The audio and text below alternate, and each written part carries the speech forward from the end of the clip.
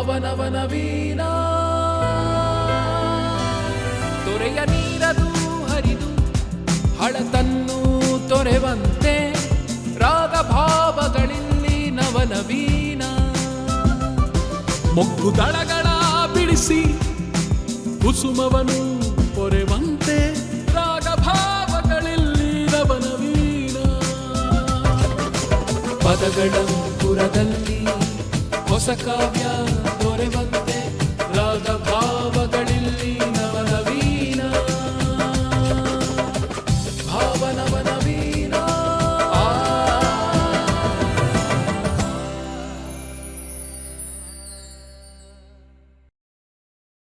ನಮಸ್ಕಾರ. ಬಿಸಿಲಿದು ಬರೀ ಬಿಸಿಲಲ್ಲವೋ, ಸೂರ್ಯನ ಕೃಪೆ ಕಾಣೋ, ಸೂರ್ಯನು ಬರೀ ರವಿಯಲ್ಲವೋ, ಆ ಭ್ರಾಂತಿಯ ಮಾಣೋ. ಉದಯದೊಳೇನ್ ಹೃದಯವ ಕಾಣ್, ಅದೇ ಅಮೃತದ ಹಣ್ಣೋ. ಶಿವ ಕಾಣದೆ ಕವಿ ಕುರುಡನೋ, ಶಿವ ಕಾವ್ಯದ ಕಣ್ಣೋ. ರವಿಯ ವದನದಲ್ಲಿ ಶಿವನ ಸದನವನ್ನು ಕಂಡವರು ರಸಋಷಿ ಕುವೆಂಪು.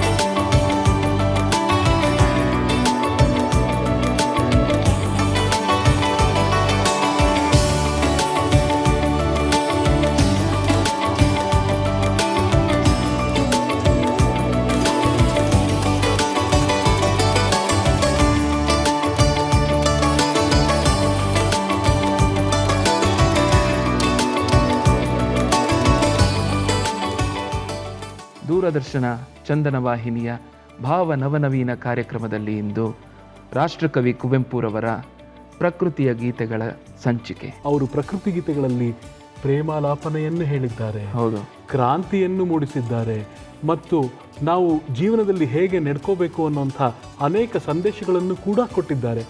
ಅಂಥದ್ದೇ ಹಲವಾರು ಗೀತೆಗಳನ್ನು ಇವತ್ತು ನಿಮ್ಮ ಮುಂದೆ ನಾವು ಪ್ರಸ್ತುತಪಡಿಸಲಿದ್ದೇವೆ ಕೂಡ. ಕಾರ್ಯಕ್ರಮವನ್ನು ಶುರು ಮಾಡೋದಕ್ಕಿಂತ ಮುಂಚೆ ನಮ್ಮ ವಾದ್ಯ ವೃಂದದ ಪರಿಚಯ.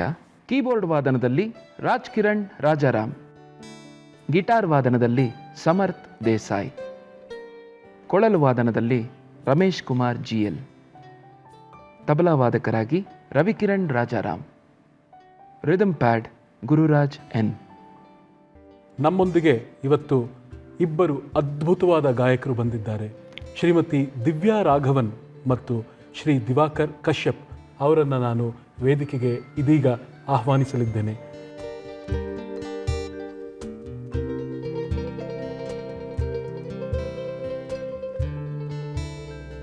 ಕುವೆಂಪುರ ಹಾಡುಗಳು ಅನೇಕ ಹಾಡುಗಳಿವೆ, ಆದರೆ ಪ್ರಕೃತಿ ಗೀತೆಗಳು ಅಂತ ಬಂದಾಗ ಹಲವಾರು ತುಂಬ ಒಳ್ಳೆಯ ಸಾಹಿತ್ಯ ಇರುವಂಥ, ಅಫ್ಕೋರ್ಸ್ ಕುವೆಂಪು ಅಂದ್ರೇ ಸಾಹಿತ್ಯ ಅದ್ಭುತವಾಗಿರುತ್ತೆ. ಅದರಲ್ಲಿ ಸದ್ದಿರದ ಪಸುರೊಡೆಯ ಆ ಹಾಡು ನನಗೆ ಬಹಳ ಇಷ್ಟ. ಅನಂತಸ್ವಾಮಿಯವರ ಸಂಗೀತ ಸಂಯೋಜನೆ ಹಾಡೋದು. ಸೊ ಆ ಹಾಡು ಇಷ್ಟ. ಬೇರೆ ಗೀತೆಗಳು ಚೆನ್ನಾಗಿದೆ, ಆದರೆ ಇದು ತುಂಬಾ ನನಗೆ ಒಂಥರ ಇಂಪ್ರೆಸಿವ್ ಅಂತ ಹೇಳ್ಬೋದು. ರಾಷ್ಟ್ರಕವಿ ಅಂತ ಬಿರುದನ್ನು ಕೊಟ್ಟಿದ್ದು ಕನ್ನಡದಲ್ಲಿ ಕೆಲವೇ ಕವಿಗಳಿಗೆ. ಅದರಲ್ಲಿ ಅಗ್ರಜರು ಕುವೆಂಪು ಅವರು. ಕುವೆಂಪು ಅವರು ಅಂತ ಹೇಳಿದ ತಕ್ಷಣ ಅವರ ಹಲವಾರು ಗೀತೆಗಳು ಜ್ಞಾಪಕಕ್ಕೆ ಬರುತ್ತೆ. ಆನಂದಮಯ ಈ ಜಗ ಹೃದಯ ಕಾರ್ಯಕ್ರಮದ ಪ್ರಾರಂಭದಲ್ಲೇ ಅದರ ಒಂದು ಮಾತನ್ನು ಆಡಿದ್ರು. ಅದಾದಮೇಲೆ ಪ್ರಕೃತಿ ಗೀತೆ ಅಂತ ಹೇಳಿದ ತಕ್ಷಣ ಅನಂತ ದಿಗಂತ ಕಾಳಿಂಗರಾಯರು ಅದನ್ನು ಹಾಡಿ ಬಹಳ ಜನಪ್ರಿಯಗೊಳಿಸಿದಂಥ ಗೀತೆ. ಇನ್ನೂ ಹಲವಾರು ಗೀತೆಗಳು ನನ್ನ ಗುರುಗಳಾದಂಥ ಜಿ ಅತ್ರಿ ಗುರುಗಳ ಬಗ್ಗೆ ಬಹಳಷ್ಟು ಗೀತೆಗಳನ್ನು ಮಾಡಿದ್ದಾರೆ. ಹೀಗೆ ಹಲವಾರು ಗೀತೆಗಳನ್ನು ಕುವೆಂಪು ಅವರು ಬರೆದಿದ್ದಾರೆ. ಕನ್ನಡದ ಆಸ್ತಿ ಆದರೆ ಕನ್ನಡಕ್ಕೆ ಹೆಚ್ಚು ಪ್ರಾಶಸ್ತ್ಯ ಕೊಟ್ಟವರು, ವಿಶ್ವಮಾನವ ಸಂದೇಶವನ್ನು ಕೊಟ್ಟವರು ಕುವೆಂಪು ಅವರು. ಇವತ್ತು ನಮ್ಮೊಂದಿಗೆ ನಾಡಿನ ಹಿರಿಯ ಚೇತನ ನಾಡೋಜ ಡಾಕ್ಟರ್ ಹಂಪ ನಾಗರಾಜಯ್ಯ ಅವರು ಜೊತೆಯಾಗಲಿದ್ದಾರೆ. ಕುವೆಂಪು ಅವರ ಪ್ರಕೃತಿ ಗೀತೆಗಳ ಬಗ್ಗೆ, ಅವರ ಜೀವನದ ಸಂದೇಶವನ್ನು ಎಲ್ಲವನ್ನು ನಮಗೆ ವಿಸ್ತಾರವಾಗಿ ಹೇಳಲಿದ್ದಾರೆ.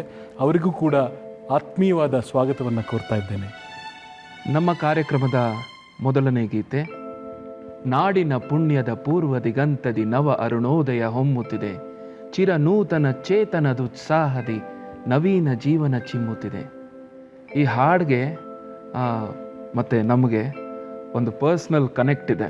ನಾವು ನಮ್ಮ ಪ್ರಾರಂಭದ ದಿನಗಳಲ್ಲಿ ಹಾಡಲಿಕ್ಕೆ ಶುರು ಮಾಡಿದಾಗ ಈ ಒಂದು ಹಾಡಿನಿಂದ ನಾವು ಸಾಕಷ್ಟು ಇನ್ಫ್ಲೂಯೆನ್ಸ್ ಆಗಿ ಸ್ವರ ಸುರ ಚಾಪ ಅಂತ ಒಂದು ತಂಡವನ್ನು ಕಟ್ಟಿದ್ವಿ. ಸುಮಾರು 100 ಕಾರ್ಯಕ್ರಮಗಳನ್ನು ನಾಡಿನಾದ್ಯಂತ ನೀಡಿದ್ದೀವಿ.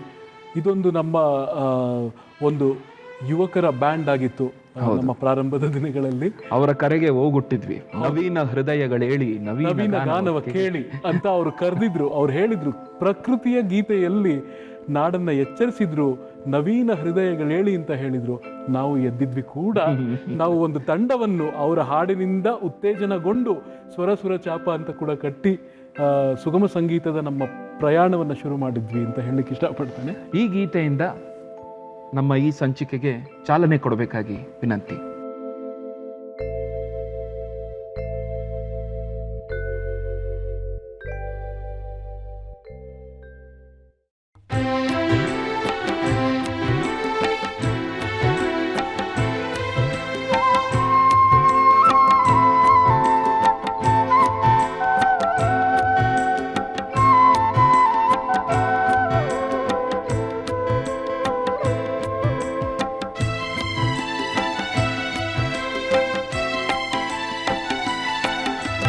ನಾಡಿನ ಪುಣ್ಯದ ಪೂರ್ವದಿಗಂತದಿ ನವಾರುಣೋದಯ ಹೊಮ್ಮುತ್ತಿದೆ, ಚಿರನೂತನ ಚೇತನದುತ್ಸಾಹದಿ ನವೀನ ಜೀವನ ಚಿಮ್ಮುತ್ತಿದೆ. ನಾಡಿನ ಪುಣ್ಯದ ಪೂರ್ವದಿಗಂತದಿ ನವ ಅರುಣೋದಯ ಹೊಮ್ಮುತ್ತಿದೆ, ಚಿರನೂತನ ಚೇತನದುತ್ಸಾಹದಿ ನವೀನ ಜೀವನ ಚಿಮ್ಮುತ್ತಿದೆ. ಅಭಿನವ ಮಧುಕೋಕಿಲ ಕಲಕಂಠದಿ ಸ್ವರ ಸುರ ಛಾಪಗಳುನ್ಮುತ್ತಿವೆ, ಶ್ಯಾಮಲ ಕಾನನ ಸುಮ ಸಮ್ಮೇಳದಿ ಇಂಚರ ಸಾಸಿರ ಹೊಮ್ಮುತ್ತಿದೆ.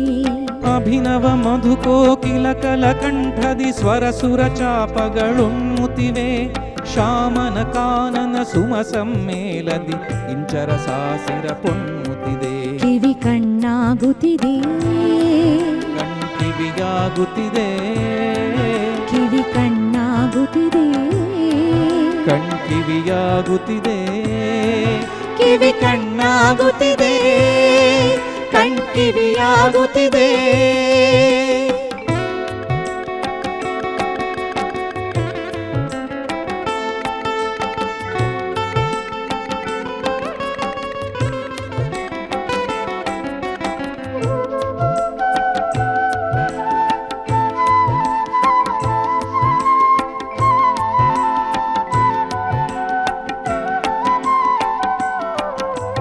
ಭೂಮವ್ಯೋಮದ ನೀಲಾಂಗಣದಲ್ಲಿ ಕೆಂದೆರೆ ಮುಗಿಲಿನ ರಂಗೋಲಿ ರಂಜಿಸುತ್ತಿದೆ, ಹೊಳೆ ತೆರೆದ ಚೊತ್ತಿದೆ ಕೆಂಪಗೆ ನುಣ್ಮಳಲನು ಹೋಲಿ. ಭೂಮವ್ಯೋಮದ ನೀಲಾಂಗಣದಲ್ಲಿ ಕೆಂದೆರೆ ಮುಗಿಲಿನ ರಂಗೋಲಿ ರಂಜಿಸುತ್ತಿದೆ, ಹೊಳೆ ತೆರೆದ ಚೊತ್ತಿದೆ ಕೆಂಪಗೆ ನುಣ್ಮಳಲನು ಹೋಲಿ. ಹಿಮಮಣಿ ಸಿಂಚಿತ ತೃಣ ವಿಸ್ತಾರದಿ ನೇಸರು ಕಿಡಿಬಲೆ ನೇಯುತ್ತಿದೆ, ವಿಹಂಗ ದಂಪತಿ ತರು ಶಾಖಾಗ್ರದಿ ಪ್ರೇಮಾಲಾಪನಿಗೈಯುತ್ತಿದೆ. ಹಿಮಮಣಿ ಸಿಂಚಿತ ತೃಣ ವಿಸ್ತಾರದಿ ನೇಸರು ಕಿಡಿಬಲೆ ನೇಯುತ್ತಿದೆ, ವಿಹಂಗ ದಂಪತಿ ತರು ಶಾಖಾಗ್ರದಿ ಪ್ರೇಮಾಲಾಪನಿಗೈಯುತ್ತಿದೆ. ನವೀನ ಹೃದಯವ ಕೇಳಿ, ನವೀನ ಗಾನವ ಕೇಳಿ, ನವೀನ ಹೃದಯಗಳೇಳಿ, ನವೀನ ಗಾನವ ಕೇಳಿ, ನವೀನ ಹೃದಯಗಳೇಳಿ, ನವೀನ ಗಾನವ ಕೇಳಿ.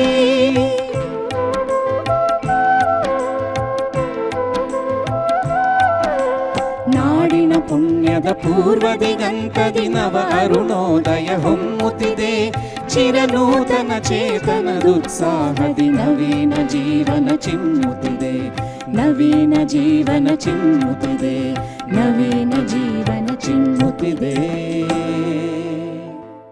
ನಾಡಿನ ಪುಣ್ಯದ ಪೂರ್ವ ದಿಗಂತದಿ ನವಾರುಣೋದಯ ಹೊಮ್ಮುತ್ತಿದೆ ಚಿರನೂತನ ಚೇತನದುತ್ಸಾಹ. ಭಾಳ ಚೆನ್ನಾಗಿ ಮೂಡಿಬಂತು ಗೀತೆ. ಡಾಕ್ಟರ್ ಸಿ ಅಶ್ವಥ್ರವರ ರಾಗ ಸಂಯೋಜನೆ, ಸ್ವರ ಸಂಯೋಜನೆ, ನರಸಿಂಹ ನಾಯಕ್ ಅವರು ಹಾಗೂ ರತ್ನಮಾಲಾ ಅವರ ಮೂಲ ಗಾಯನ, ಅನಿಕೇತನ ಧ್ವನಿ ಸುರುಳಿ.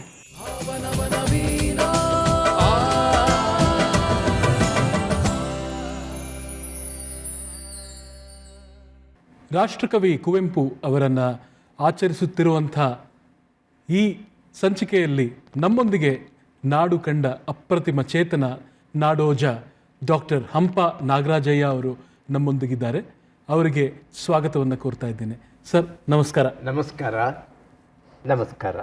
ದೂರದರ್ಶನದ ವತಿಯಿಂದ ನಿಮಗೆ ಆತ್ಮೀಯವಾದ ಸ್ವಾಗತ.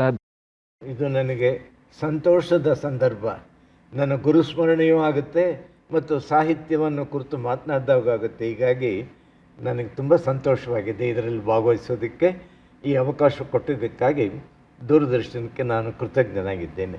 ಮೊಟ್ಟ ಮೊದಲನೇದಾಗಿ ಒಂದು ಪ್ರಶ್ನೆ ನಿಮ್ಮಲ್ಲಿ. ನೀವು ಕುವೆಂಪು ಅವರ ನೇರ ಶಿಷ್ಯರು.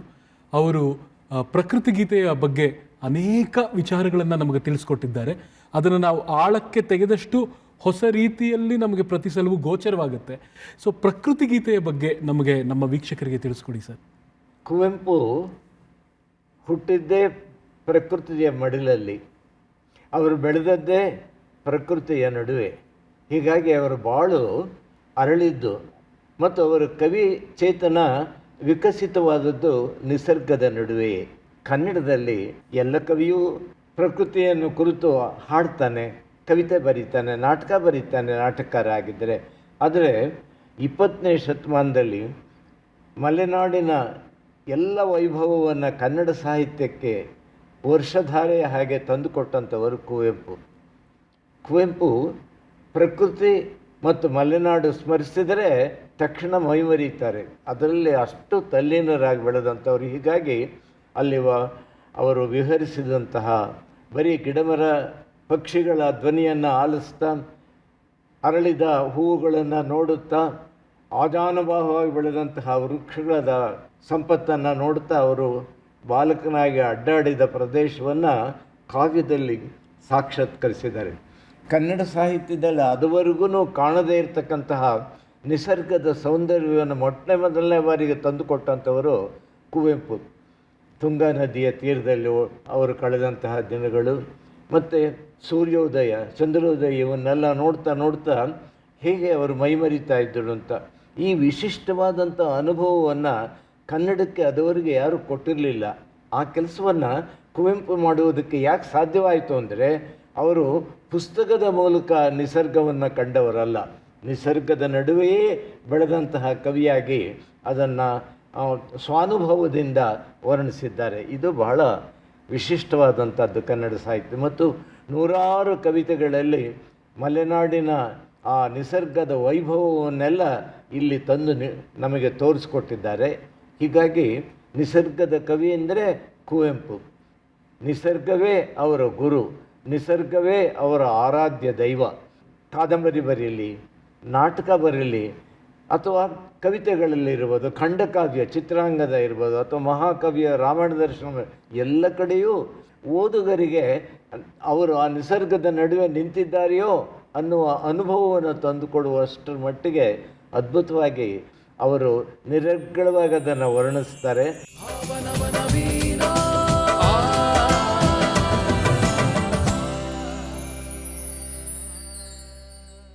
ನಮ್ಮ ಸಂಚಿಕೆಯ ಮುಂದಿನ ಗೀತೆ ಸದ್ದಿರದ ಪಸುರೊಡೆಯ ಮಲೆನಾಡ ಬನಗಳಲ್ಲಿ. ಇದು ಮಲೆನಾಡಿನ ವೈಭವವನ್ನು ಎತ್ತಿ ಹಿಡಿಯುವ ಒಂದು ಕವಿತೆ. ಕುವೆಂಪು ಅವರ ಹಲವಾರು ಕವಿತೆಗಳಲ್ಲಿ ಮಲೆನಾಡಿನ ದರ್ಶನ ಮಾಡಿಸಿದ್ದಾರೆ. ಆ ಬೆಟ್ಟಗಳು, ಆ ಗುಡ್ಡಗಳು, ಆ ಹಸಿರು, ಆ ಮಳೆ, ಇದು ನಿಜವಾಗಿಯೂ ಮಲೆನಾಡಿನ ಅದ್ಭುತವಾದ ದರ್ಶನ.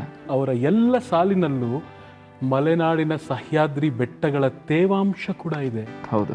ಮತ್ತು ಮಣ್ಣಿನ ವಾಸನೆ ಇದೆ. ಹೌದು.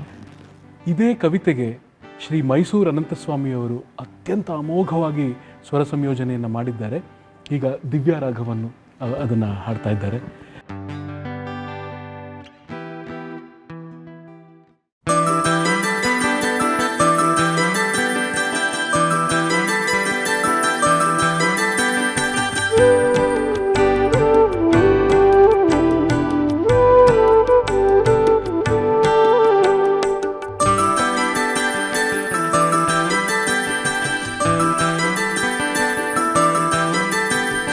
ಸತ್ತಿರದ ಪಸುರುಡಿಯ ಮಲೆನಾಡ ಬನಗಳಲ್ಲಿ ಮೊರೆವ ತೊರೆಯಡಿಯಲ್ಲಿ ಗುಡಿಸಲೊಂದಿರಲಿ. ಸತ್ತಿರದ ಪಸುರುಡಿಯ ಮಲೆನಾಡ ಬನಗಳಲ್ಲಿ ಮೊರೆವ ತೊರೆಯಡಿಯಲ್ಲಿ ಗುಡಿಸಲೊಂದಿರಲಿ. ಅಲ್ಲಿಗಿಳಿಗೊರವಂಕ ಕೋಗಿಲೆಗಳಿಂಚರವು, ಅಲ್ಲಿಗಿಳಿಗೊರವಂಕ ಕೋಗಿಲೆಗಳಿಂಚರವು ಕಲೆಯು ತಲೆಯಲೆಯಾಗಿ ತೇಲಿ ಬರುತ್ತಿರಲಿ. ಸತ್ತಿರದ ಪಸುರುಡೆಯ ಮಲೆನಾಡ ಬನಗಳಲ್ಲಿ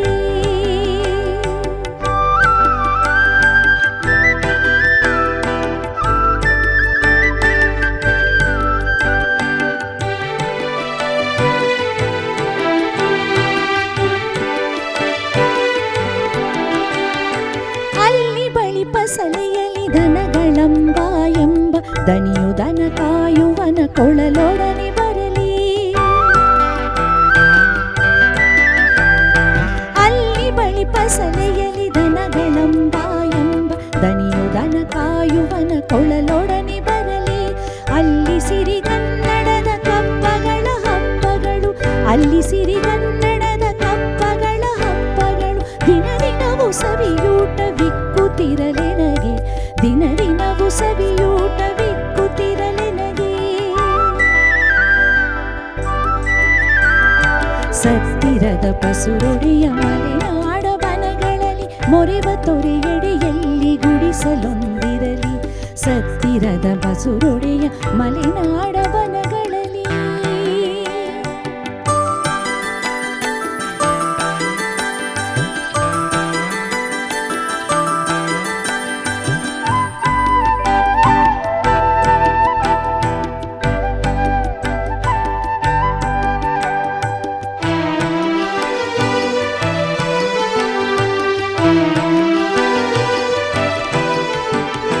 ಬಾಂದಳದಿ ಹಾರಿದರು ಭುವಿಯಲ್ಲಿ ಜಾರುತಿಹ ರಸಿಕನಾಗಿಹನೊಬ್ಬ ಗೆಳೆಯರಿರ ನೆನಗೆ. ಬಾಂದಳದಿ ಹಾರಿದರು ಭುವಿಯಲ್ಲಿ ಜಾರುತಿಹ ರಸಿಕನಾಗಿಹನೊಬ್ಬ ಗೆಳೆಯರಿರ ನೆನಗೆ. ಬೈಗಾಗಿ ನಮ್ಮೊಡನೆ ಗಳಪಿಯಲಿ ದಟ್ಟಾಡಿ, ಬೈಗಾಗಿ ನಮ್ಮೊಡನೆ ಗಳಪಿಯಲಿ ದಟ್ಟಾಡಿ ಗೋಪಾಲನಾಗಿರುವ ತಿಮ್ಮ ನೆನಗಿರಲಿ, ಗೋಪಾಲನಾಗಿರುವ ತಿಮ್ಮ ನೆನಗಿರಲಿ. ಸತ್ತಿರದ ಪಸುರುಡೆಯ ಮಲೆನಾಡ ಬನಗಳಲ್ಲಿ ಮೊರೆವ ತೊರೆಯಡಿಯಲ್ಲಿ ಗುಡಿಸಲೊಂದಿರಲಿ. ಸತ್ತಿರದ ಪಸುರುಡೆಯ ಮಲೆನಾಡ ಬನಗಳಲ್ಲಿ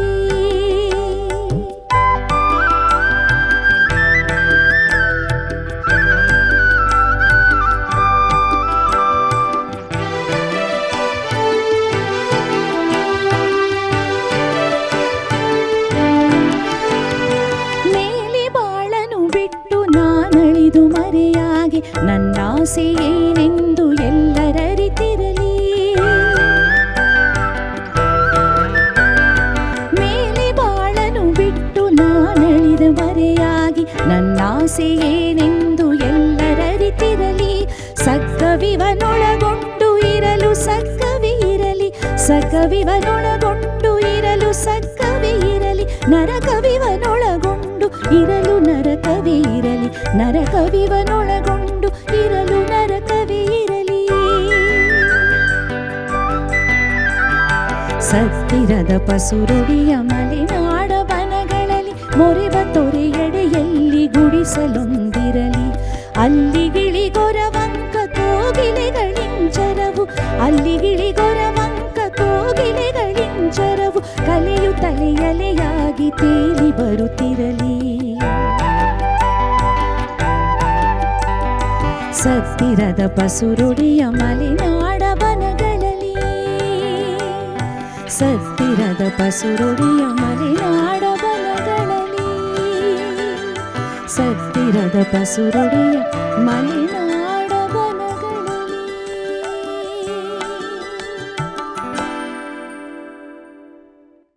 ಸತ್ತಿರದ ಪಸುರುಡಿಯ ಮಲೆನಾಡ ಬನಗಳಲ್ಲಿ ಮೊರೆವ ತೊರೆಯಡಿಯಲ್ಲಿ. ಎಂಥ ಅದ್ಭುತವಾದ ಪ್ರಸ್ತುತಿ, ಎಂಥ ದಾರ್ಶನಿಕವಾದ ಮಾತನ್ನು ಹೇಳಿದ್ದಾರೆ ಕಡೆಯಲ್ಲಿ. ನಾನು ಅಳಿದ ಮೇಲೆ, ನನ್ನ ಈ ಜನ್ಮ ಮುಗಿದ ನಂತರ ಪ್ರಕೃತಿಯಲ್ಲೇ ಲೀನ ಆಗ್ತೇನೆ. ಸ್ವರ್ಗ ಅನ್ನೋದು ನನಗೆ ಇಲ್ಲೇ ಸಿಗುತ್ತೆ, ಈ ಪ್ರಕೃತಿಯ ಮಡಿಲಲ್ಲೇ ನನಗೆ ಸ್ವರ್ಗ ಇದೆ. ಒಂದು ವೇಳೆ ನನಗೆ ನರಕ ಪ್ರಾಪ್ತಿಯಾದರೆ ಆ ನರಕವನ್ನು ಕೂಡ ಈ ಪ್ರಕೃತಿಯ ಮಡಿಲಲ್ಲಿ ಸ್ವರ್ಗ ಅಂದ್ಕೊಂಡು ನಾನು ಇಲ್ಲೇ ಇರ್ತೀನಿ ಅಲ್ವಾ? ಅದೇ ಈ ಒಂದು ಕವನದ ಅಂತಿಮ ಸಂದೇಶ. ಎಂಥ ದೊಡ್ಡ ಮಾತನ್ನು ಹೇಳಿದ್ದಾರೆ.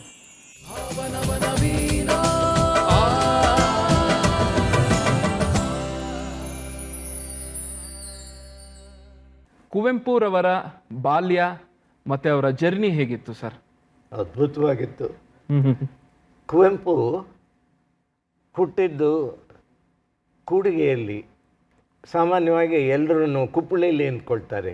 ಕುಪ್ಪಳಿ ಅವ್ರ ಮನೆ, ಅದು ನಿಜ. ಆದರೆ ಅವರ ತಾಯಿ ತವರು ಮನೆ ಈ ಕುಪ್ಪಳಿಯ ಸಮೀಪದಲ್ಲೇ ಒಂದು 6 ಕಿಲೋಮೀಟರ್ ದೂರದಲ್ಲಿ ಇದ್ದಂತಹ ಕುಡಿಗೆ ಎನ್ನುವತಕ್ಕಂಥದ್ದು. ಅಲ್ಲಿ ಅವರು ಹುಟ್ಟಿದ್ದು. ಅವರು ಕ್ರಿಶ್ಚಿಯನ್ ಶಾಲೆ ತೀರ್ಥಹಳ್ಳಿಲಿ, ಅಲ್ಲಿ ಅವರು ಓದಿ ಆಮೇಲೆ ಮೈಸೂರಿಗೆ ಬಂದವರು.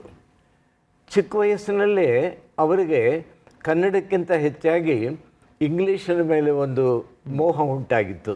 ಇದು ಆಶ್ಚರ್ಯ ಆಗ್ಬೋದು.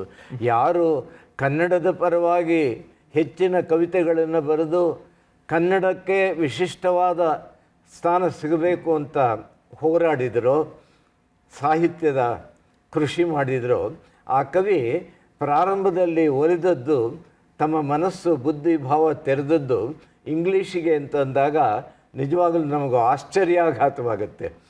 ಆದರೆ ಮೈಸೂರಿಗೆ ಬಂದ ಮೇಲೂ ಕೂಡ ಅವರು ಹೆಚ್ಚಾಗಿ ಅಧ್ಯಯನ ಮಾಡಿದ್ದು ಇಂಗ್ಲೀಷ್ ಕೃತಿಗಳನ್ನು. ಮತ್ತು ಅವರು 18ನೇ ವಯಸ್ಸಿನಲ್ಲೇ, ಇನ್ನೂ ವಿದ್ಯಾರ್ಥಿಯಾಗಿದ್ದಾಗಲೇ ಅವರ ಮೊಟ್ಟ ಮೊದಲನೇ ಕವನ ಸಂಕಲನ ಇಂಗ್ಲೀಷ್ನಲ್ಲಿ ಬಂತು. ದಿ ಬಿಗಿನರ್ಸ್ ಮ್ಯೂಸ್ ಅಂತ ಅದರ ಹೆಸರು.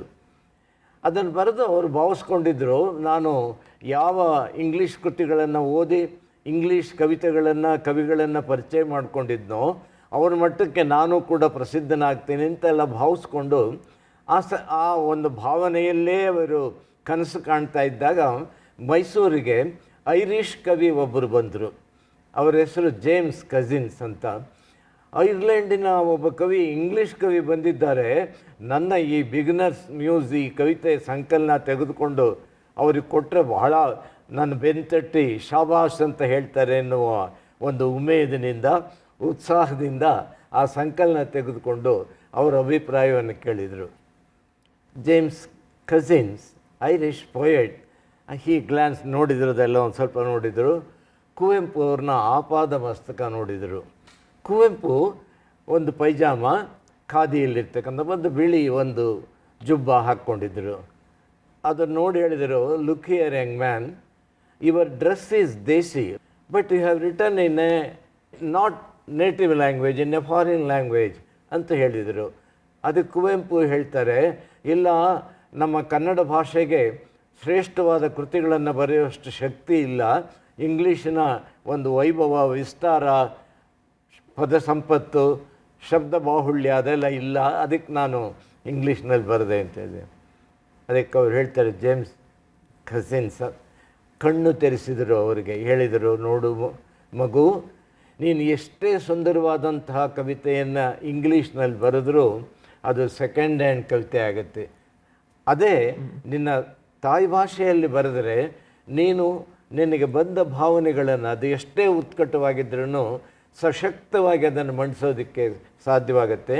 ನೀನು ನಿನ್ನ ಭಾಷೆಯಲ್ಲಿ ಬರೀ, ನೀನು ದೊಡ್ಡ ಕವಿ ಆಗೋದಕ್ಕೆ ಬೇಕಾದಂಥ ಪ್ರತಿಭೆ ನಿನ್ನಲ್ಲಿದೆ ಅಂತ ಅವರಿಗೆ ಹೇಳಿದ ಮೇಲೆ ಕುವೆಂಪು ಅವರು ಅಲ್ಲಿಂದ ಬಂದವರೇ ಕನ್ನಡದಕ್ಕೆ ತಮ್ಮನ್ನು ತೆತ್ತುಕೊಂಡರು. ಕನ್ನಡದ ದೀಕ್ಷೆಯನ್ನು ಪಡ್ಕೊಂಡ ರೀತಿಯಲ್ಲಿ ಅಲ್ಲಿಂದಾಚೆಗೆ ಹಿಂತಿರುಗಿ ನೋಡಲೇ ಇಲ್ಲ, ಒಂದಾಗತ್ತಲೂ ಒಂದು ಕನ್ನಡದ ಸುಂದರವಾದ ಕವಿತೆಗಳನ್ನು ಬರೆದರು. ಅವರ ಮೊದಲನೇ ಸಂಕಲನವೇ ಕೊಳಲು. ಅದಕ್ಕೆ ಅವರ ವಿದ್ಯಾಗುರುಗಳಲ್ಲಿ ಒಬ್ಬರಾದ ಅವ್ರ ಬಗ್ಗೆ ತುಂಬ ವಾತ್ಸಲ್ಯವಿದ್ದಂಥ BM ಶ್ರೀಕಂಠನವರೇ ಮುನ್ನುಡಿ ಬರೆದಿದ್ದಾರೆ. ಹೀಗೆ ಪ್ರಾರಂಭದಲ್ಲಿ ಒಂದು ಇಂಗ್ಲೀಷ್ ಪರವಾದಂಥ ಒಲವು ಇದ್ದ ಕವಿ ಕಸಿನ್ಸ್ ಕಣ್ಣು ತೆರೆಸಿದ ಮೇಲೆ ಅವರು ಕನ್ನಡದ ಶ್ರೀಮಂತಿಕೆಯನ್ನು, ಕನ್ನಡದ ಹೊಸ ದಿಗಂತವನ್ನು ತೆರೆ ತೋರಿಸ್ತಕ್ಕಂತಹ ಕವಿತೆಗಳನ್ನು ರಚಿಸಿ, ಆ ವೇಳೆಯಲ್ಲಿ ಏನಾಗಿತ್ತು, ಕನ್ನಡದಲ್ಲಿ ಒಂದು ರೀತಿಯಲ್ಲಿ ಅದರ ಸ್ಥಿತಿಗತಿಗಳು ಅಷ್ಟೇನು ಉತ್ತಮವಾಗಿರಲಿಲ್ಲ. ಇಂಗ್ಲೀಷಿಗೆ ಹೋಲಿಸಿದಂಥ ಸಂದರ್ಭದಲ್ಲಿ ಇಲ್ಲಿ ಕನ್ನಡದಲ್ಲಿ ಉತ್ತಮವಾದ ಕಾದಂಬರಿಗಳ ಕೊರತೆ ಇತ್ತು, ನಾಟಕಗಳ ಕೊರತೆ ಇತ್ತು, ಕಥೆಗಳ ಕೊರತೆ ಇತ್ತು, ಪ್ರಬಂಧಗಳ ಕೊರತೆ ಇತ್ತು, ವಿಮರ್ಶೆಯ ಇದೆಲ್ಲವನ್ನು ಮನಗೊಂಡಿದ್ದು ಕುವೆಂಪು ಅವರು ನಮ್ಮ ಕನ್ನಡದಲ್ಲಿ ಇಂತಹ ಕೃತಿಗಳು ಬರಬೇಕು ಅಂತ ಹೇಳಿ ಅವರಿವರು ರಚಿಸಬೇಕು ಅಂತ ನಾನು ಕಾಯುವುದಕ್ಕೆ ನಾನೇ ರಚಿಸ್ತೇನೆ ಅಂತ ಮಹಾ ಕಾದಂಬರಿಗಳನ್ನು ಮಲೆಗಳಲ್ಲಿ ಮದುಮಗಳು ಮತ್ತು ಕಾನೂರು ಹೆಗ್ಗಡತೆ ಬರೆದರು. ಮಕ್ಕಳ ಸಾಹಿತ್ಯಕ್ಕೆ ಸಂಬಂಧಪಟ್ಟಂತಹ ಮೋಡಣ್ಣನ ತಮ್ಮ ಮೊದಲಾದನ್ನು ಬರೆದರು. ಕಿಂದರ ಜೋಗಿಯ ಪ್ರಯೋಗ ಮಾಡಿ ಅದ್ಭುತವಾಗಿ ರಚಿಸಿದಾಗಿ ಅದುವರೆಗೆ ಅವರ ಕಾಲದಲ್ಲಿ ರಿಕ್ತವಾಗಿದ್ದ ರಕ್ತ ಮಾಂಸಗಳು ಕೊರತೆ ಇದ್ದಂತಹ ಕನ್ನಡಕ್ಕೆ ಇವರು ಹೊಸ ತೇಜಸ್ಸನ್ನು ತಂದುಕೊಟ್ರು. ಬರೀ ತೇಜಸ್ಸನ್ನು ಮಾತ್ರ ಅಲ್ಲ, ಕನ್ನಡಕ್ಕೊಬ್ಬ ತೇಜಸ್ವಿಯನ್ನೇ ಕೊಟ್ಟರು. ಇದು ಕುವೆಂಪು ಅವರು ಮಾಡಿದಂಥ ಅದ್ಭುತವಾದಂತಹ ಒಂದು ಪವಾಡ ಅಂತಲೇ ಕರಿಬೋದು. ಕನ್ನಡಕ್ಕೆ ಒಮ್ಮೆಲೆ ಜಾಗತಿಕ ಯಾವುದೇ ಭಾಷೆಗೆ ಹೊಯ್ಕೆಯಾಗಿ ಹೆಗಲೆಣೆಯಾಗಿ ನಿಲ್ಲಬಲ್ಲಂತಹ ಒಂದು ಸಾಮರ್ಥ್ಯವನ್ನು, ಸೃಜನ ಸಾಮರ್ಥ್ಯವನ್ನು ತಂದುಕೊಟ್ಟರು ಕುವೆಂಪು ಅವರು ತಮ್ಮ ಕೃತಿಗಳ ಮೂಲಕ.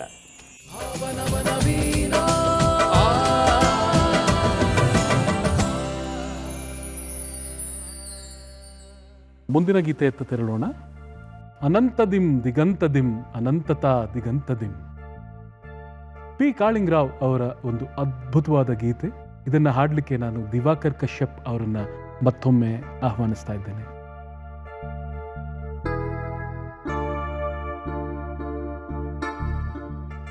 ದಿವಾಕರ್ ಅವ್ರ ಬಗ್ಗೆ ಹೇಳಬೇಕಂದ್ರೆ ಪಿ ಕಾಳಿಂಗರಾಯರ ಹಾಡುಗಳು ಮತ್ತು ಅತ್ರಿ ಅವರ ಸಂಯೋಜನೆಯ ಹಾಡುಗಳು ಇವರ ಒಂದು ಕೋರ್ ಕಾಂಪಿಟೆನ್ಸಿ ಅಂತಲೇ ಹೇಳ್ಬೋದು. ಬಹಳ ಅದ್ಭುತವಾಗಿ ಹಾಡ್ತಾರೆ. ಈ ಅನಂತದಿಂ ದಿಗಂತದಿಂ ನಿಮಗೆ ಹೇಗೆ ಹತ್ತಿರವಾಗಿದೆ ದಿವಾಕರ್? ನಮ್ಮ ಕೆರಿಯರ್ನ ಶುರು ಮಾಡಿದಾಗ ನಾನು ಮತ್ತು ಪಂಚಮ್ ಹಳಿವಂಡಿ ಈ ಥರ ಹಲವಾರು ಗೀತೆಗಳನ್ನು ಕಟ್ಟಿಕೊಂಡು ಒಂಥರ ಒಂದು ಬಂಡಿಯನ್ನು ಎಳ್ಕೊಂಡು ಹೋಗೋ ಹಾಗೆ ಹಲವಾರು ಕಾರ್ಯಕ್ರಮದಲ್ಲಿ ಇದನ್ನು ನಾನು ಮತ್ತು ಪಂಚಮ್ ಇಬ್ಬರು ಡ್ಯೂಯೆಟ್ ಹಾಡ್ತಾ ಇದ್ವಿ ಈ ಸಾಂಗ್ಸ್ನ. ಈ ಥರ ಹಲವಾರು ಗೀತೆಗಳನ್ನು, ಇದರಲ್ಲಿ ಇದು ಒಂದು ತುಂಬ ಅಚ್ಚುಮೆಚ್ಚಿನ ಗೀತೆ ನನಗೆ. ಅದ್ಭುತ. ಈಗ ನಾವು ಕಾತುರರಾಗಿದ್ದೇವೆ ಅದನ್ನು ಕೇಳಲಿಕ್ಕೆ.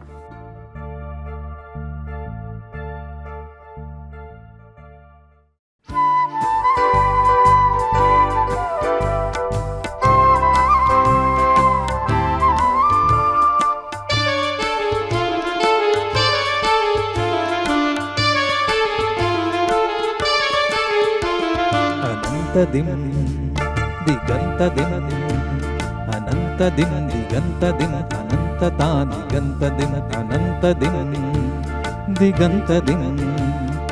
ನೋಡೆ ನೋಡೆ ಮೂಡಿತೊಂದು ಮೋಡ ಗೋಪುರ, ನೋಡೆ ನೋಡೆ ಮೂಡಿತೊಂದು ಮೋಡ ಗೋಪುರ. ಗಿರಿಯ ಬಿತ್ತರ ಶಿಖರದೆತ್ತರ, ಗಿರಿಯ ಬಿತ್ತರ ಶಿಖರದೆತ್ತರ. ಅನುಭವಿಸುವ ರಸ ಋಷಿ ಮತಿಗತಿ ಮಹತ್ತರ, ಅನುಭವಿಸುವ ರಸ ಋಷಿ ಮತಿಗತಿ ಮಹತ್ತರ. ಅನಂತದಿಂ ದಿಗಂತದಿಂ ಅನಂತದಿಂ ದಿಗಂತದಿಂ ಅನಂತತಾ ದಿಗಂತದಿಂ ಅನಂತದಿಂ ದಿಗಂತದಿಂ.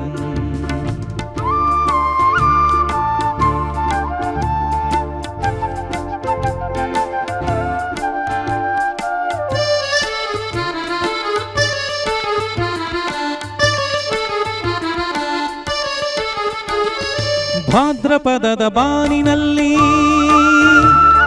ನೀಲಪಟದ ಭಿತ್ತಿಯಲ್ಲಿ,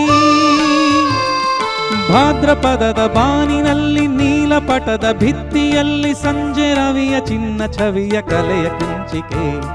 ಸಂಜೆ ರವಿಯ ಚಿನ್ನ ಛವಿಯ ಕಲೆಯ ಕುಂಚಿಕೆ ಸ್ವಲ್ಪದಲ್ಲೇ ಕಲ್ಪಗಳನ್ನು ಕಲ್ಪಿಸುತ್ತ ಚಿತ್ರಿಸಿದೆನೆ ಸ್ವಲ್ಪದಲ್ಲೇ ಕಲ್ಪಗಳನ್ನು ಕಲ್ಪಿಸುತ್ತ ಚಿತ್ರಿಸಿದೆನೆ ಪ್ರಕಟವಾಯ್ತು ವರ್ಣಶಿಲ್ಪದೊಂದು ಮಹಾಸಂಚಿಕೆ ಪ್ರಕಟವಾಯ್ತು ವರ್ಣಶಿಲ್ಪದೊಂದು ಮಹಾಸಂಚಿಕೆ ಒಂದು ಮಹಾಸಂಚಿಕೆ ಅನಂತದಿನ್ ದಿಗಂತದಿನ್ ಅನಂತದಿನ್ ದಿಗಂತದಿನ್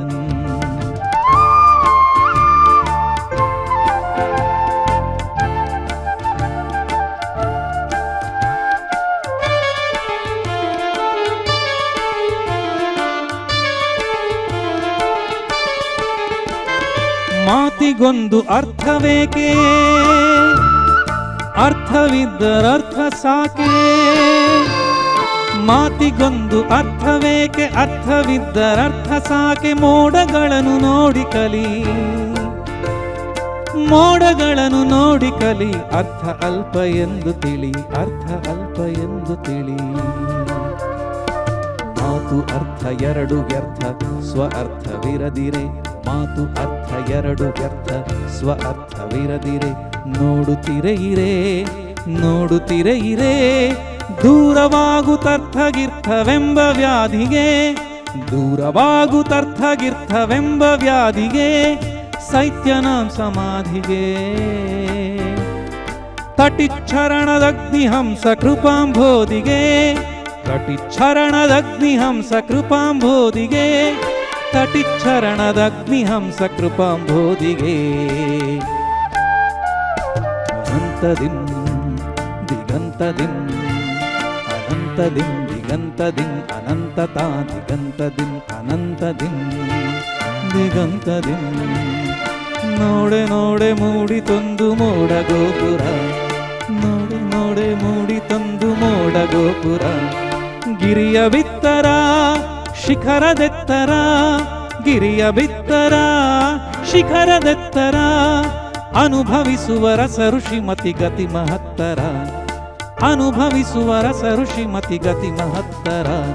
ಅನಂತದಿನ್ ದಿಗಂತದಿನ್ ಅನಂತದಿನ್ ದಿಗಂತದಿನ್ ಅನಂತದಿನ್ ದಿಗಂತದಿನ್ ಅನಂತದಿನ್ ದಿಗಂತದಿನ್ ಅನಂತತಾ ದಿಗಂತದಿನ್ ಅನಂತದಿನ್. ತುಂಬ ಚೆನ್ನಾಗಿ ಮೂಡಿ ಬಂತು ಸರ್, ಧನ್ಯವಾದಗಳು. ಅನಂತದಿಂ ದಿಗಂತದಿಂ ನನ್ನ ಅಚ್ಚುಮೆಚ್ಚಿನ ಗೀತೆ ಅಂತಲೇ ಹೇಳ್ಬೋದು. ನಮ್ಮ ಕಾರ್ಯಕ್ರಮದಲ್ಲೂ ಹಲವಾರು ಸತಿ ಹಾಡನ್ನ ಹಾಡಿದ್ದೀವಿ ನಾವು. ಭಾಳ ಚೆನ್ನಾಗಿ ಹಾಡಿದ್ರಿ. Thank you.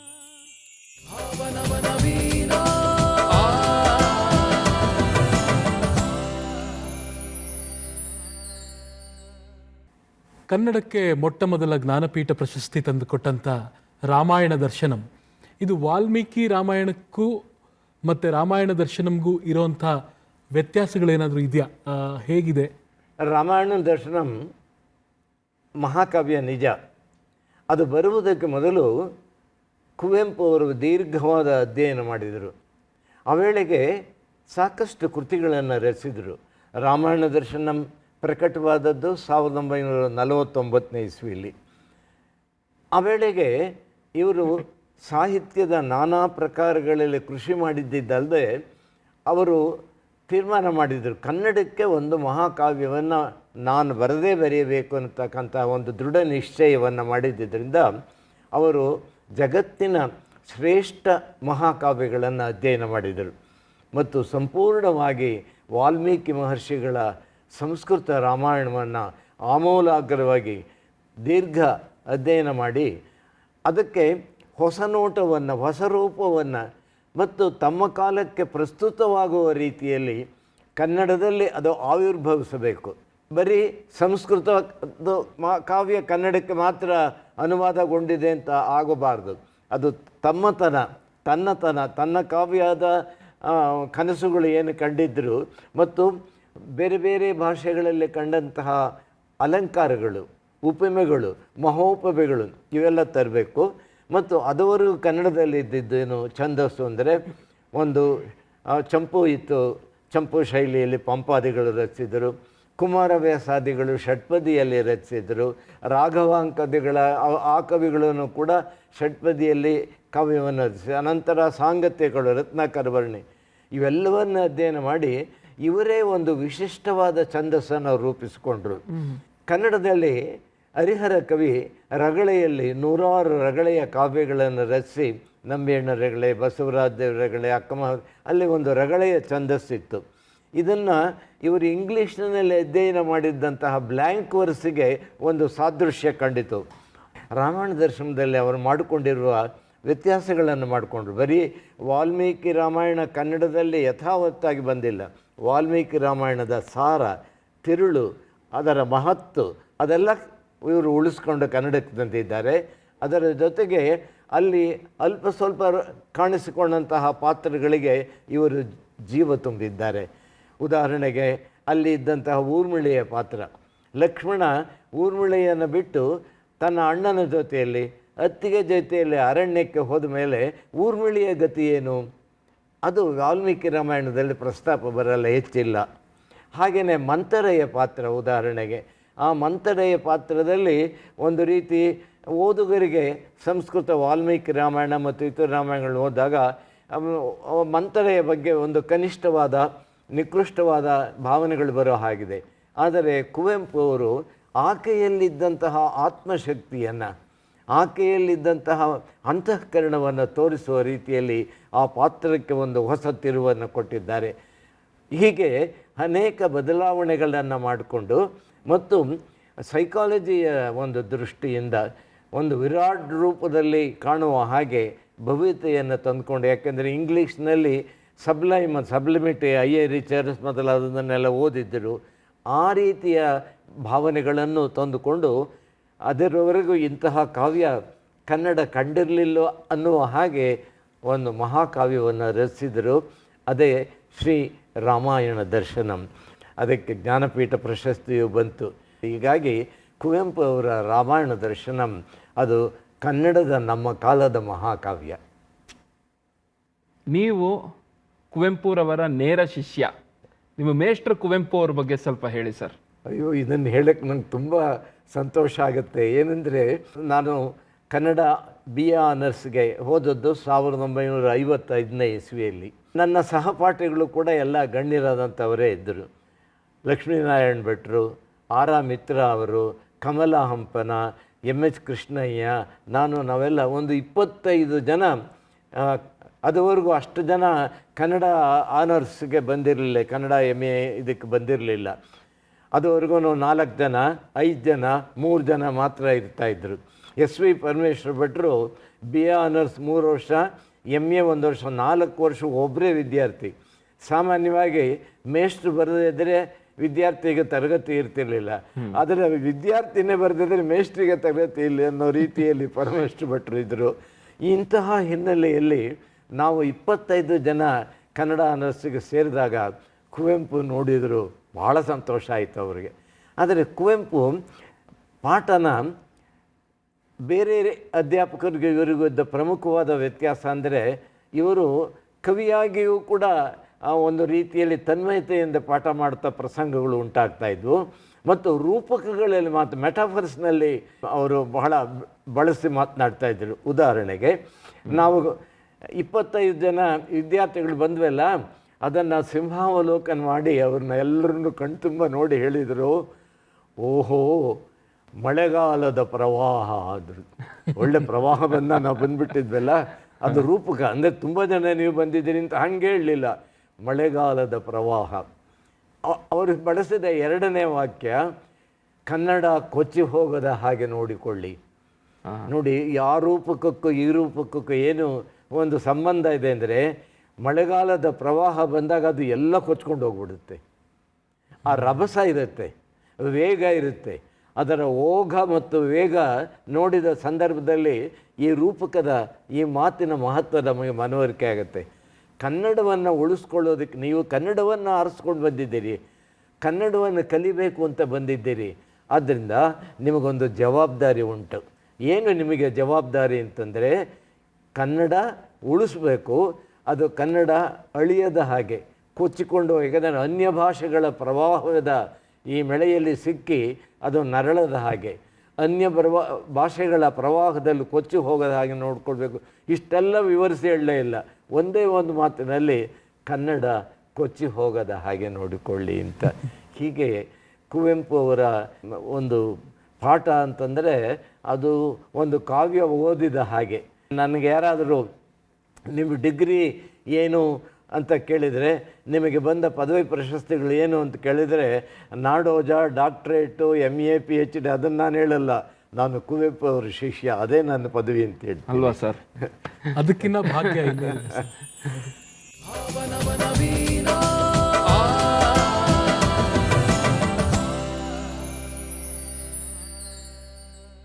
ಮುಂದಿನ ಗೀತೆಯತ್ತ ಹೋಗೋಣ.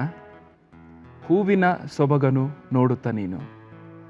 ಹೂವು ತುಂಬ ಸುಂದರ, ಅದರ ಸೌಂದರ್ಯ ನಮಗೆ ಬಹಳ ಇಷ್ಟ ಆಗಿ ಆ ಹೂವನ್ನು ಕಿತ್ತು ಮುಡಿಯುವುದು ಅಥವಾ ಆ ಹೂವನ್ನು ಮುಟ್ಟುವುದು ಆ ಗಿಡಕ್ಕೆ ನೋವು ಕೊಟ್ಟಂತೆ. ಸೌಂದರ್ಯವನ್ನು ಸೌಂದರ್ಯವಾಗಿಯೇ ಬಿಡುವುದು ಅತಿ ಸುಂದರ ಅನ್ನೋ ಒಂದು ಸಂದೇಶ ಸಾರುವಂತಹ ಗೀತೆ ಹೂವಿನ ಸೊಬಗನು ನೋಡುತ್ತ ನೀನು. ದಿವ್ಯಾ ರಾಘವನ್ ಅವರ ಕಂಠಸಿರಿಯಲ್ಲಿ, ಸ್ವರ ಸಂಯೋಜನೆ ಶಿವಮೊಗ್ಗ ಸುಬ್ಬಣ್ಣ. ಈ ಹಾಡನ್ನು ಹಾಡೋದಕ್ಕೆ ದಿವ್ಯಾ ರಾಘವನ್ ಅವ್ರನ್ನ ವೇದಿಕೆ ಮೇಲೆ ಕರೀತಾ ಇದ್ದೀನಿ.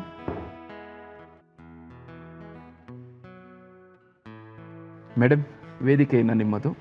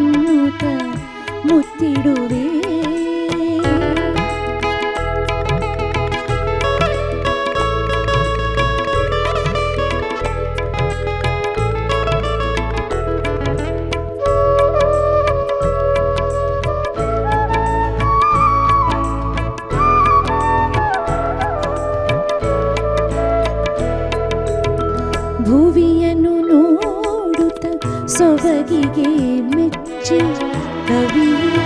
ಕವಿತೆಯ ವಿರಚಿಸುವೆ.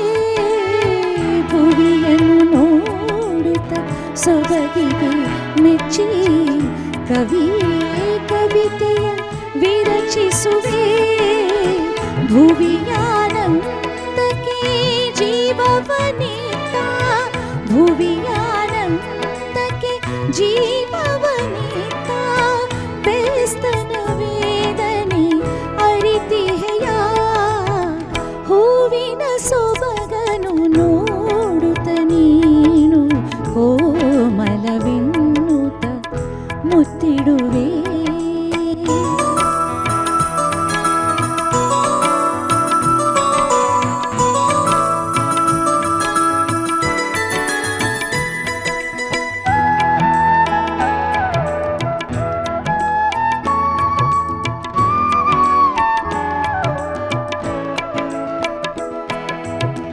ಯುಗ ಯುಗ ಯುಗಗಳ ಯಾತನೆಯಿಂದ ಜನಿಸಿತು ನಲಿವಿ ಬ್ರಹ್ಮಾಂಡ. ಯುಗ ಯುಗ ಯುಗಗಳ ಯಾತನೆಯಿಂದ ಜನಿಸಿತು ನಲಿವಿ ಬ್ರಹ್ಮಾಂಡ. ನಲಿಯುವ ಒಂದೊಂದಲರಿನ ಹೃದಯದಿ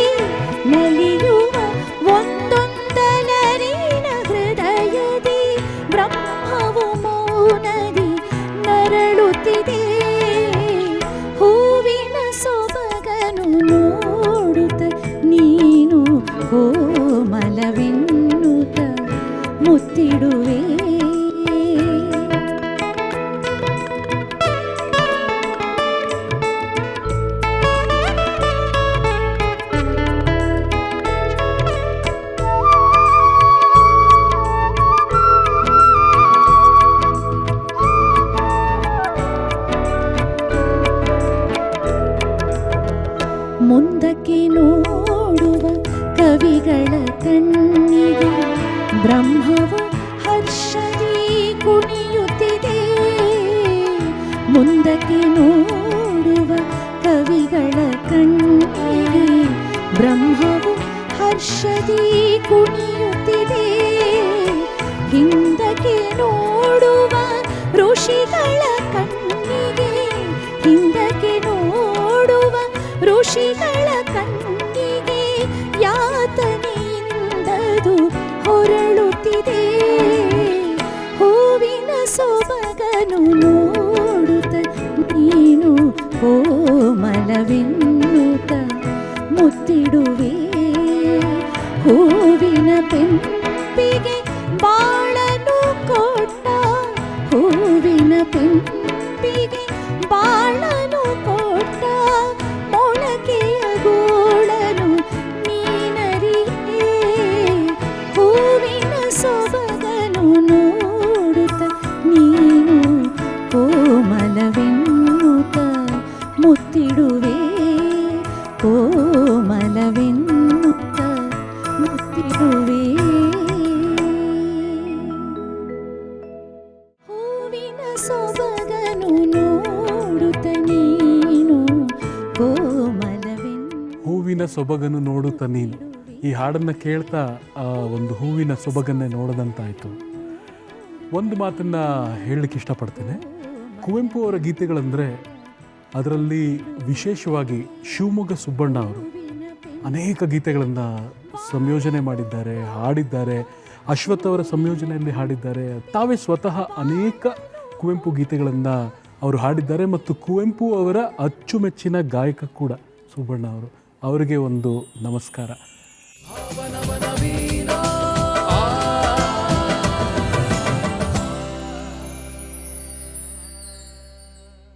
ಆನಂದಮಯ ಈ ಜಗ ಹೃದಯ ಅನ್ನುವಂಥ ಒಂದು ಅದ್ಭುತವಾದ ಭಾವಗೀತೆಯನ್ನು ಕೊಟ್ಟಿದ್ದಾರೆ. ಈ ಗೀತೆಯ ಬಗ್ಗೆ ಮತ್ತು ಅವರ ಭಾವಗೀತಾ ಲೋಕಕ್ಕೆ ಅವರ ಕೊಡುಗೆಯ ಬಗ್ಗೆ ನಮಗೆ ತಿಳಿಸ್ಕೊಡ್ತೀರಾ? ಆನಂದಮಯ ಈ ಜಗಹೃದಯ, ಆ ಶಬ್ದ ಕೇಳಿದರೇ ಪುಳಕ ಆಗುತ್ತೆ, ರೋಮಾಂಚನ ಆಗುತ್ತೆ.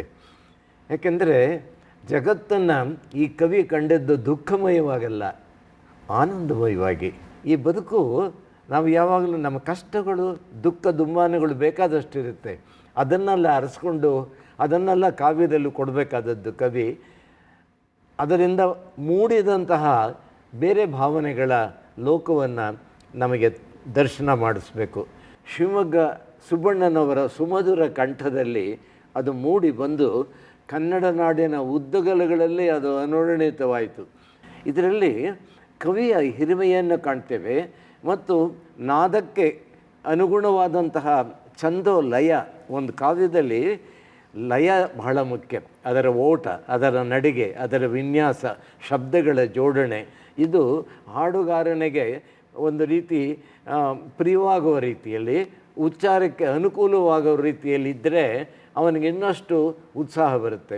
ಮತ್ತು ಆ ಕವಿತೆಯಲ್ಲಿ ಸತ್ವವೂ ಇದ್ದರೆ ಸಂಗೀತ ಮತ್ತು ಕಾವ್ಯ ಇವೆರಡರ ಸಂಗಮ ಅಪೂರ್ವವಾಗಿದ್ದು ಆಲಿಸುವವರ ಹೃದಯಕ್ಕೆ ಬಹಳ ಮುದ, ಸಂತೋಷ, ಆನಂದ, ತೃಪ್ತಿ ಕೊಡುತ್ತೆ. ಮತ್ತು ಅದರಲ್ಲಿ ಕುವೆಂಪು ಅವರ 2-3 ಸ್ವಭಾವಗಳನ್ನು ಕಾಣ್ತೇವೆ. ಕುವೆಂಪು ಅವರು ಬೆಳೆದದ್ದು ರಾಮಕೃಷ್ಣಾಶ್ರಮದಲ್ಲಿ. ಅವರ ಮನೆತನದಲ್ಲೂ ಕೂಡ ಒಂದು ದೈವ ಭಕ್ತಿ ಅದೆಲ್ಲ ಇತ್ತು ನಿಜ.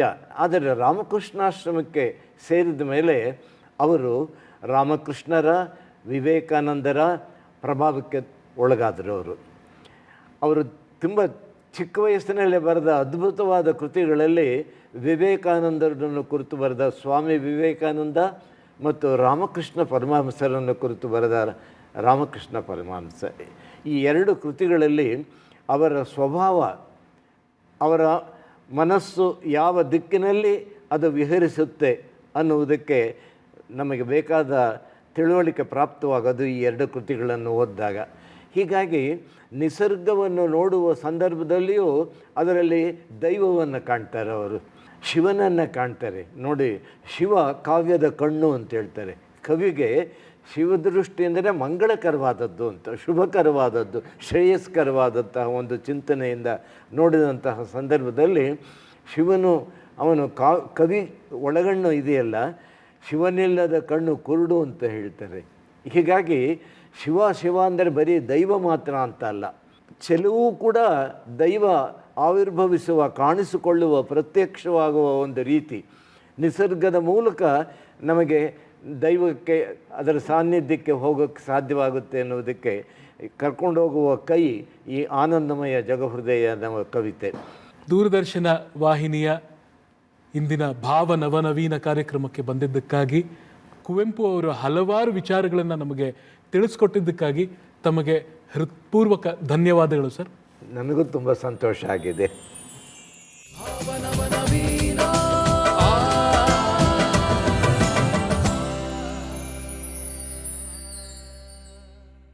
ಮತ್ತೆ ಮುಂದಿನ ಗೀತೆ ಕೂಡ ಶಿವಮೊಗ್ಗ ಸುಬ್ಬಣ್ಣ ಅವರು ಹಾಡಿರುವಂಥ ಸುಪ್ರಸಿದ್ಧ ಗೀತೆ ಆನಂದಮಯ ಈ ಜಗಹೃದಯ ಏತಕ್ಕೆ ಭಯ ಮಾಡು. ಅದನ್ನು ಹಾಡಲಿಕ್ಕೆ ನಾನು ದಿವಾಕರ್ ಅವ್ರನ್ನ ಮತ್ತೊಮ್ಮೆ ಆಹ್ವಾನಿಸ್ತಾ ಇದ್ದೀನಿ.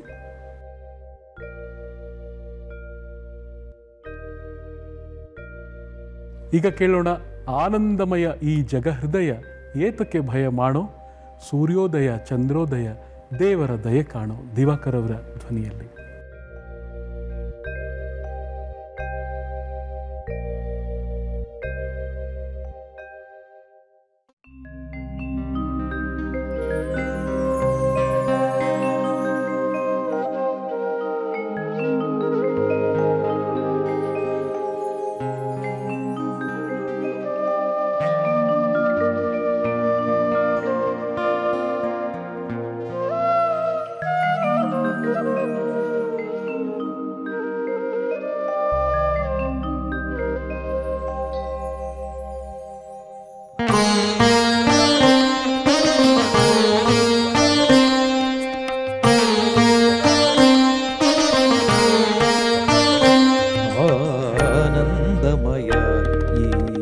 ಜಗಹೃದಯ ಏತಕ್ಕೆ ಭಯ ಮಾಡೋ, ಸೂರ್ಯೋದಯ ಚಂದ್ರೋದಯ ದೇವರ ದಯೆ ಕಾಣೋ, ಆನಂದಮಯ ಈ ಜಗಹೃದಯ.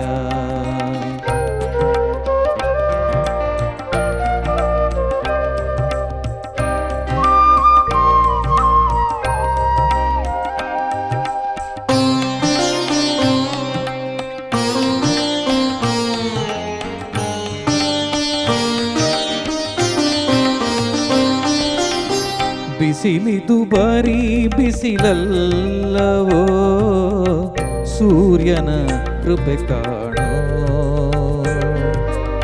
ಸೂರ್ಯನು ಬರೀ ರವಿಯಲ್ಲವೋ, ಆ ಭ್ರಾಂತಿಯ ಮಾಡೋ.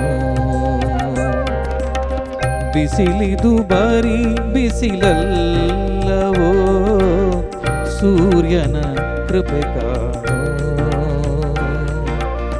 ಸೂರ್ಯನು ಬರೀ ರವಿಯಲ್ಲವೋ, ಆ ಭ್ರಾಂತಿಯ ಮಾಡೋ, ಆನಂದಮಯ ಈ ಜಗಹೃದಯ.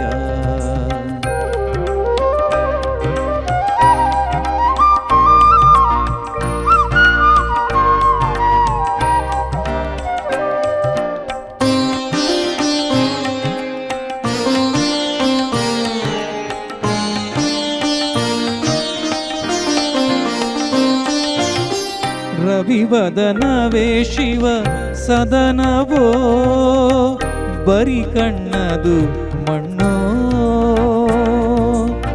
ಶಿವನಿಲ್ಲದೆ ಸೌಂದರ್ಯವೇ ಶವಮುಖದ ಕಣ್ಣೋ.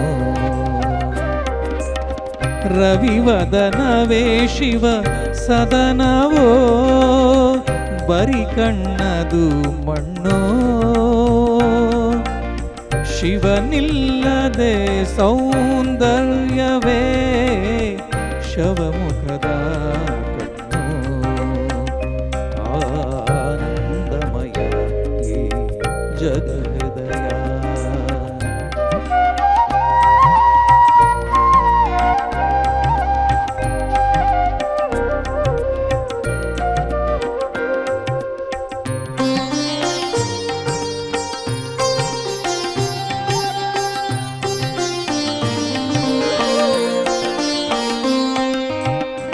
ಉದಯದೊಳೆ ಹೃದಯವ ಕಾಣ್ ಅದೇ ಅಮೃತದ ಕಣ್ಣು. ಶಿವ ಕಾಣದೆ ಕವಿ ಕುರುಡನೋ ಶಿವ ಕಾವ್ಯದ ಕಣ್ಣು. ಉದಯದೊಳೆ ಹೃದಯವ ಕಾಣ್ ಅದೇ ಅಮೃತದ ಕಣ್ಣು. ಶಿವ ಕಾಣದೆ ಕವಿ ಕುರುಡನೋ ಶಿವ ಕಾವ್ಯದ ಆನಂದಮಯ ಈ ಜಗಹೃದಯ ಏತಕ್ಕೆ ಭಯ ಮಾಡೋ ಸೂರ್ಯೋದಯ ಚಂದ್ರೋದಯ ದೇವರ ದಯೆ ಕಾಣೋ ಆನಂದಮಯ ಜಗಹೃದಯ.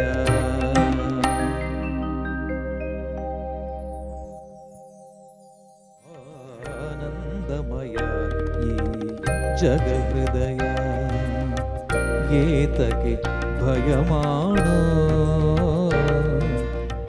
ಭಾಳ ಚೆನ್ನಾಗಿ ಮೂಡುವಂತು sir. Thank you very much. Divakar ಅವರೇ, ದಿವ್ಯಾ ಅವರೇ, ಕಾರ್ಯಕ್ರಮದ ಬಗ್ಗೆ ನಿಮ್ಮ ಅನಿಸಿಕೆಗಳನ್ನು ದಯವಿಟ್ಟು ಹೇಳಿ. ಭಾವನವನವೀನ ಕಾರ್ಯಕ್ರಮ ಬಹಳ ಚೆನ್ನಾಗಿ ಮೂಡಿಬರ್ತಾ ಇದೆ. ಹೆಚ್ಚು ಹೆಚ್ಚು ಜನ ಈ ಕಾರ್ಯಕ್ರಮ ನೋಡಲಿ, ಆಮೇಲೆ ಇದು ಚೆನ್ನಾಗಿ ಯಶಸ್ಸು ಸಿಗಲಿ ಈ ಕಾರ್ಯಕ್ರಮಕ್ಕೆ ಅಂತ ನಾನು ಹಾರೈಸ್ತಾ ಇದ್ದೀನಿ. ಧನ್ಯವಾದಗಳು. ದಿವಾಕರ್, ಹೆಸರಲ್ಲೇ ಒಂದು ವಿಶೇಷತೆ ಇದೆ, ಭಾವ ನವ ನವೀನ. ಯಾವಾಗಲೂ ಈ ಭಾವನೆ ನಿರಂತರವಾಗಿ ನವನವೀನವಾಗಿ ಇರಲಿ ಅಂತ ಆಶಿಸ್ತಾ ನಿಮ್ಮೆಲ್ಲರ ಪ್ರಯತ್ನಕ್ಕೆ ನಾನು ಹೃತ್ಪೂರ್ವಕವಾಗಿ ಅಭಿನಂದನೆಗಳನ್ನ ಸಲ್ಲಿಸ್ತೀನಿ. ರಾಷ್ಟ್ರಕವಿ ಕುವೆಂಪುರವರ ಪ್ರಕೃತಿ ಕವಿತೆಗಳು ಕೇವಲ ಕವಿತೆಗಳಷ್ಟೇ ಇಲ್ಲ, ಅದು ಪರಿಸರಕ್ಕೆ ಬರೆದಿರುವಂಥ ಪ್ರೇಮ ಪತ್ರಗಳು ಅಂತ ಹೇಳ್ಬೋದು. ಈ ಗೀತೆಗಳಿಗೆ ಸೊಬಗನ್ನು ನೀಡಿದ್ದು ನಮ್ಮ ಇಂದಿನ ವಾದ್ಯವೃಂದದವರು. ಅವರೆಲ್ಲರಿಗೂ ಧನ್ಯವಾದಗಳನ್ನು ಹೇಳಲಿಕ್ಕೆ ಇಷ್ಟಪಡ್ತೇನೆ. ಮತ್ತು ನಮ್ಮೊಂದಿಗೆ ಬಂದಿರುವಂಥ ಗಾಯಕರು ದಿವಾಕರ್ ಮತ್ತು ದಿವ್ಯಾ ರಾಘವನ್ ಅವ್ರಿಗೆ ಅಭಿನಂದನೆಗಳು. ಹಾಗೆಯೇ ನಾಡೋಜ ಡಾಕ್ಟರ್ ಹಂಪಾ ನಾಗರಾಜಯ್ಯ ಅವ್ರಿಗೂ ಕೂಡ ಹೃತ್ಪೂರ್ವಕ ಧನ್ಯವಾದಗಳನ್ನು ಹೇಳಲಿಕ್ಕೆ ಇಷ್ಟಪಡ್ತೇನೆ. ಮತ್ತೊಂದು ಸಂಚಿಕೆಯಲ್ಲಿ ಭೇಟಿಯಾಗೋಣ. ನಮಸ್ಕಾರ. ನಮಸ್ಕಾರ. ಭಾವನವನವೀನ ತೊರೆಯ ನೀರದು ಹರಿದು ಹಳತನ್ನು ತೊರೆವಂತೆ ರಾಗ ಭಾವಗಳಿಲ್ಲಿ ನವನವೀನ. ಮೊಗ್ಗು ದಳಗಳ ಬಿಡಿಸಿ ಕುಸುಮವನು ಪೊರೆವಂತೆ ರಾಗ ಭಾವಗಳಿಲ್ಲಿ ನವನವೀನ. ಪದಗಳ ಪುರದಲ್ಲಿ ಹೊಸ ಕಾವ್ಯ ದೊರೆವಂತೆ